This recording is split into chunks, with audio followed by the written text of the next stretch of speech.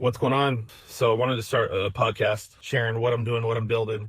Had a lot of people asking, what are you doing now? What are you doing? Who are you working with? We're adding another $15 million to a company in a year. And I just want to document the journey and what we're doing and how some of you guys who are out there building companies and having success. So just want to share today on the first one, just kind of what's been going on. So number one, I'm really excited because, for the first time in years, I've gotten motivated to start working out again. And that has been a life changer, pumping a lot of protein every day, getting back to like a really good, healthy protein level of about a gram of, I think it's a gram of protein for every pound that you want to be at. It just gives you a ton of energy once you get your body kind of ramped up to it after a few days. It's crazy, like the amount of energy that you have, especially as a man. So I don't know if you guys know this, but like after I had a really bad divorce like 7 years ago. Through everything, I'd gained a little bit over 100 pounds. Thought about never coming back online again, to be honest with you. But I've lost over 60. I've got like 30 something, almost 40 left to go. But I am down since January 13 pounds, which is crazy. So in 1 month. So it's a lot of this and eating right stuff, stuff like that, good supplements, stuff like that. So, but anyway, so that has been a life changer. I would tell you. The other thing is, I started working.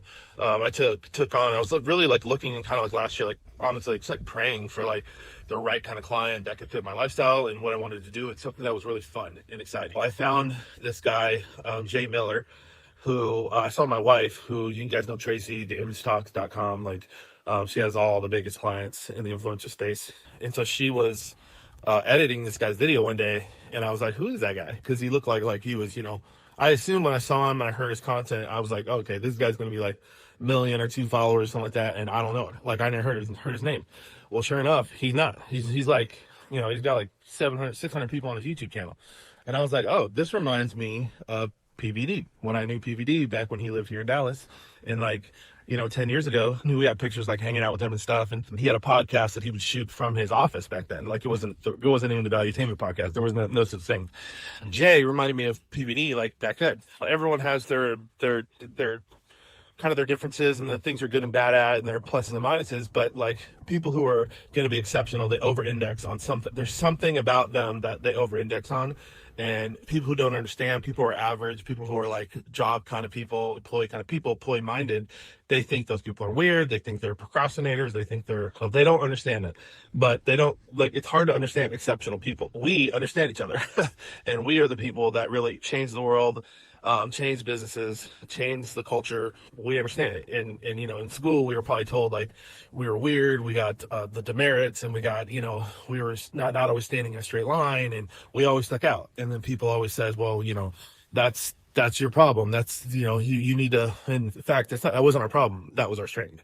And because teachers, and then this is not something against teachers, I'm not trying to be negative, but let's just be honest, like teachers are not paid well. So therefore we get below average teachers, and then, so they're below average people. And then when they see somebody who's extraordinary, they think that person should go to jail or is weird or should be in detention or should just get in line or whatever. And the schooling system and all that is not made for people like us. But coming back to like when I met Jay, or kind of saw Jay, then I was like, that's cool. I didn't think too much of it. That was last year. And then I had a chance to meet him. We really hit it off. And like right away, after like 20 minutes, he asked me for my phone number, which, when you talk to somebody who's running, a multi, tens of billions of dollars company, and they ask you for your phone number in 20 minutes, you built a good rapport. Like, dude, that's super sick. We got to know each other, and then coming around Christmas and stuff like that, we had a talk on the phone.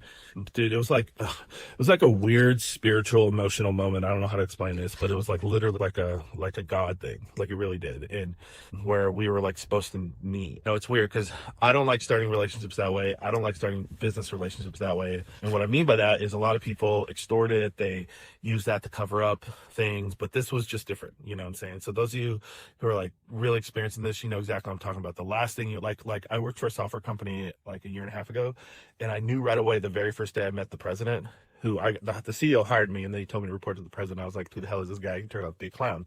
But like he's the reason the company's being held back. But for one of the first things he told me is like, you'll find me in church on every single Sunday. You'll find me in the front of the church at the church pew. And he kind of like oversold me on this thing. And I was just like, dude, that just seems a little cheesy. Like if I knew you were that kind of Christian, you would talk, walk, and act like that.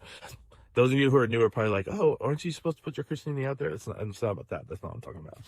Those of you who know what I'm talking about, you know exactly what I'm talking about. So, Jay, I hope it's okay with me saying this. So I don't know if you'll ever see this, but like, he literally like just started crying on the phone, like on the Zoom, and he had to like walk away, and then I started like tearing. I was like, dude, what the heck is going on right now? Like, I have no idea. I felt like that was a sign from like me, thinking and praying about like, man, I want to be a part of something bigger than just like, just a lot of the cool stuff that we're doing with courses, and I have 31 online courses and all this stuff, but like I wanted to be a part of something different and something where like I'm building another like home run like we do with Telenav before the IPO and all that stuff. And so anyway, so that's how I got here, and we're gonna build some really cool. So I'm in this inner circle, this AI inner circle with this guy named Gustin. He's a good friend of mine. When he was first in my mastermind, I want to say like, I think he was in my mastermind or he came to a mastermind 8-9 years ago. He was making $3,000 a month. I distinctly remember the guy was making $3,000 a month. Now he's making like $100,000 a month. Literally, like he's not faking it. Like this guy's like builds all the key stuff for the biggest names in the influencer space, from whether I don't care who you would talk about, like talk about Tony Robbins all the way down. Like this guy is a part of a lot of that stuff, and he's a senior consultant for like some of the biggest software companies in marketing. It's funny because like I'm in his inner circle now, so I went through the entire course this morning. But I don't play around, man.